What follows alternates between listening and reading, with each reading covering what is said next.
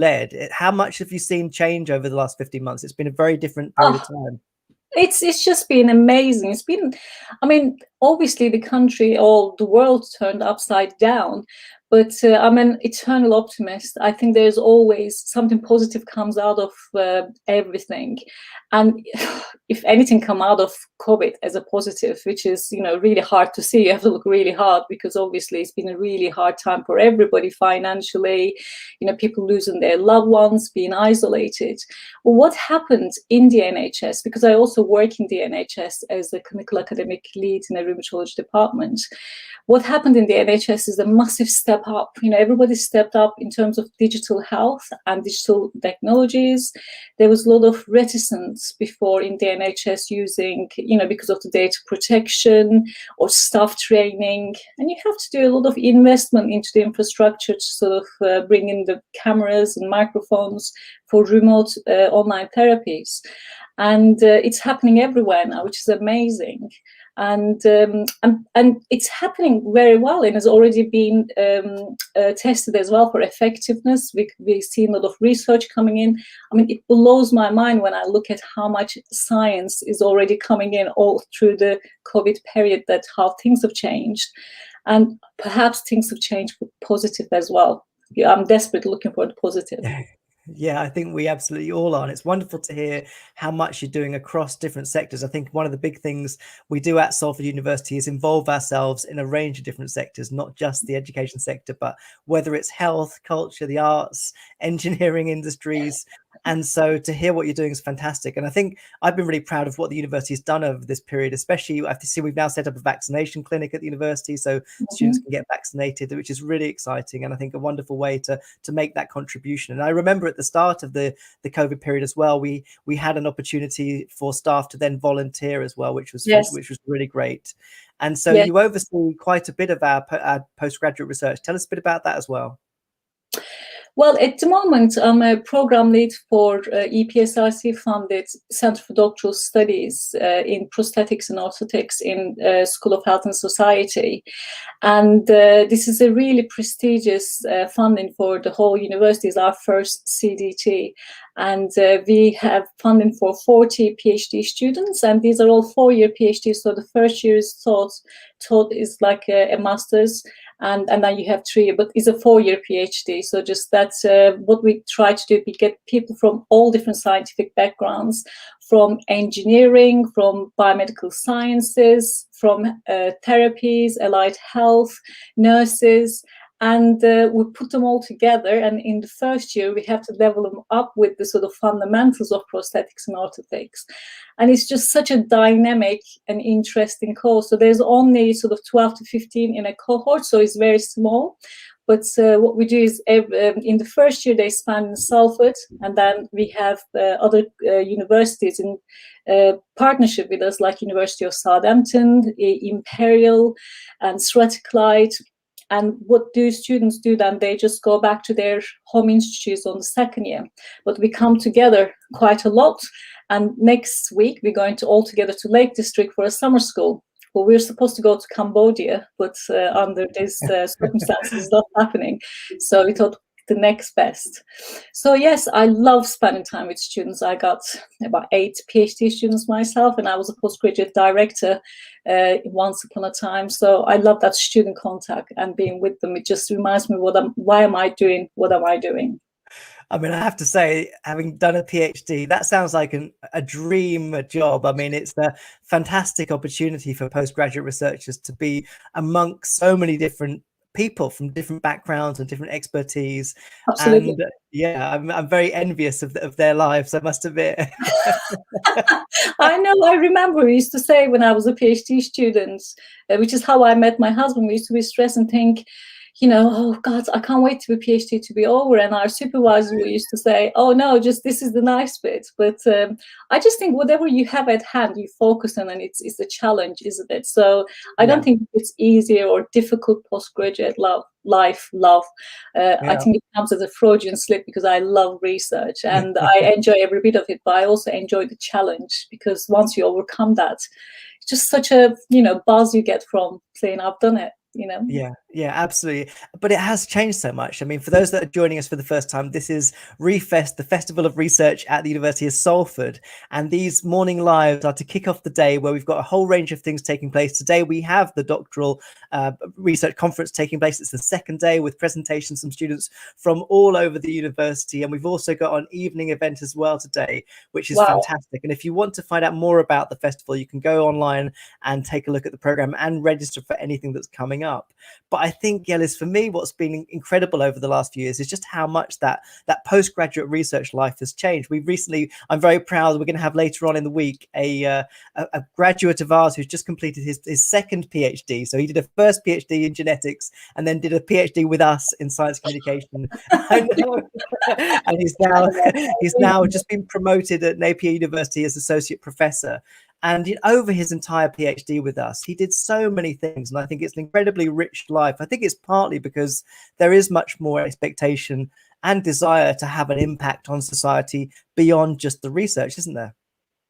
Well, I mean, research is a bit like my first degree was in fine arts, Wow. back in Turkey. So, and my daughter going to university to do the same now in September, which is crazy. But so we all multifaceted, aren't we? We're not all, and we all do research for a reason. So I always think of the word, is art for people or is art for art? And it's the same for research. There's the importance of that scientific value, what you add into the science and the community. But in the end, what difference we're making into people's lives.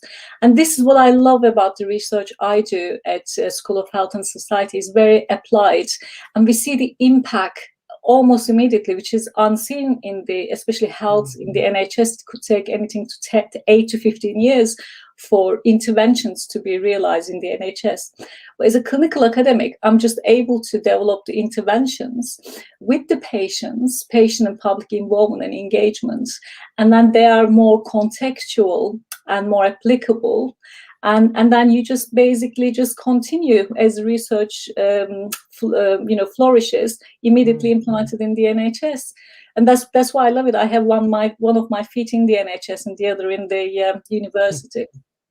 That's so interesting. And I think for people that aren't researchers or are thinking about this as career options, perhaps, understanding your journey is really interesting. So you started off with fine arts as undergraduate. Tell us about your process to becoming a researcher.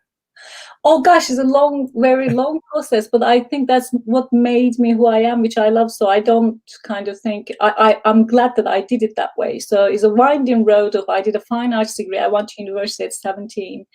And in Turkey, I'm from Istanbul, Turkey. And then 21 years ago, I came to UK and I was working in IT, information technologies. And then I had my kids. And when I had my kids and I saw how midwifery worked in the NHS, I was so impressed because we didn't have anything like it in Turkey. And I was like, well, all of this is free. This is amazing. Like these people, it's like private healthcare. And I had this really urge to work in the NHS. And then I looked at the career options, which one was more available. I've never heard of occupational therapy, and I had some shadowing days with different therapies, and I've chosen occupational therapy. And I came to Salford and did my degree at Salford and never looked back. So straight after my degree, I got a PhD studentship in arthritis research UK at Keele Medical School, Keele University down in Stoke. So I did my PhD, and when I finished my PhD, I came back to Salford as a research assistant, and that was 10, 11 years ago. So, and it's been a really enjoyable roller coaster since then. And, you never know what's there on the corner. Yeah, it sounds like it. And certainly the work you're doing is of such great importance. I mean, the EPSRC Centre is, I think, fulfilling a huge need within society, because I know that a huge proportion of people that require prosthetics don't have access to them. And I've seen a lot of things over the last few years about things like, I guess, DIY prosthetics and DIY maker movements, people that are trying to expand access to prosthetics. Tell us a bit about those sorts of agendas around the centre.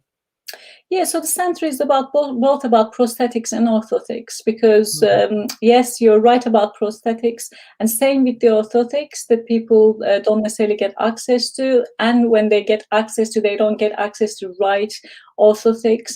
And if you look at the research behind, it's lacking, especially things about from the patient perspective, because a lot of prosthetics and orthotics are sort of designed by engineers, and it's been, I mean, there's lots of research behind them. So what we try to do with CDT, bring the healthcare professionals and that patient perspective into prosthetics and orthotics.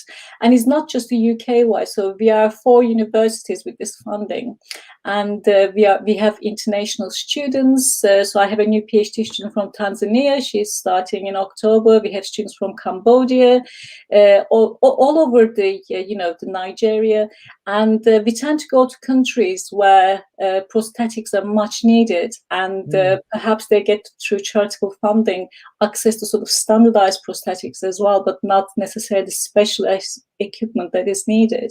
But there's always that ethical question whether it's better to not have some than any.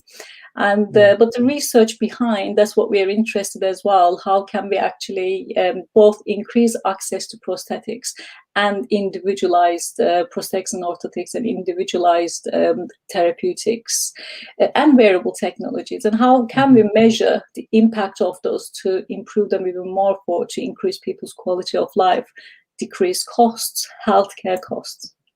That's fantastic. So tell us a bit more about the wearables, because digital health is a big part of research at University of Salford. Tell us how that interfaces with this work. So we are very lucky at Salford, in especially School of Health and Society. So we have our academic directors. So we have Professor Chris Nestor and Professor Malcolm Granite.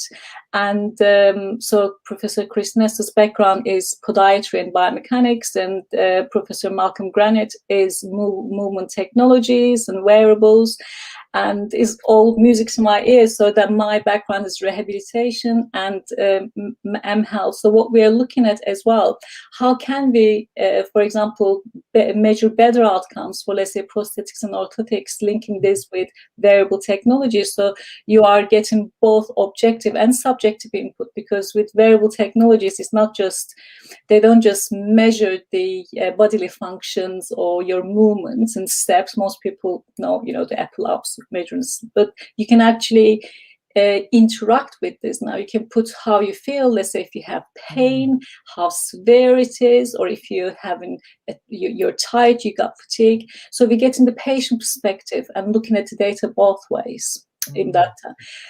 Recently I was involved in developing a self-management app with a company called Ampersand Health. It's a social enterprise, and they got a research grant to do this.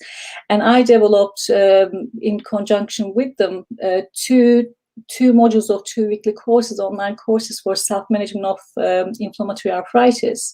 So people then go in and do like 10 to 20 minute sessions, and then do practices, and then enter their stats into the app. So they can actually see the trajectories as how they are improving as they improve their self-management strategies. The best thing is it's completely free. And it's free to the user.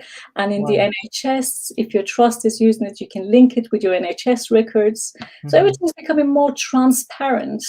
And the more the patients or people with long-term conditions are involved and informed, the better they can make those behavior changes required, I believe. So I feel really passionately about wearable technologies.